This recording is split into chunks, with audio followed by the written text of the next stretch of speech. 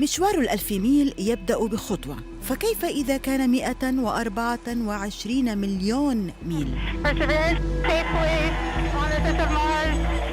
كلمح البصر اختصرت المركبة الجوالة بيرسيفيرنس المسافة بين الأرض والمريخ، واسترقت السمع لهمهمات الريح على سطح الكوكب الأحمر في رحلة الهبوط التي اعتبرت أخطر 7 دقائق في التاريخ.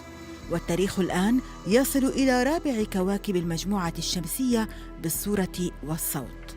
صور تحبس الأنفاس شاركتنا إياها وكالة ناسا للمركبة لحظة اقترابها من فوهة جزيرو ذات التضاريس الوعرة.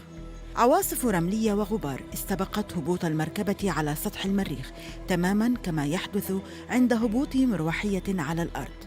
وكالة ناسا بثت تسجيلاً فريداً لهذه اللحظة من خلال كاميرات مثبتة في زوايا مختلفة، والاختراق العلمي كان في مكبرات الصوت التي وثقت هذه اللحظة. 10 ثوان تأخذك إلى كوكب آخر، تستشعر أجواءه وتعيش بيئته وأنت مغمض العينين.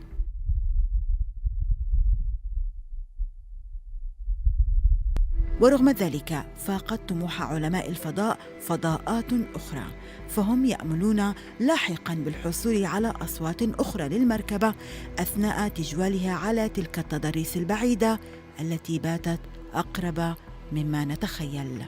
سماح السيد، العربية.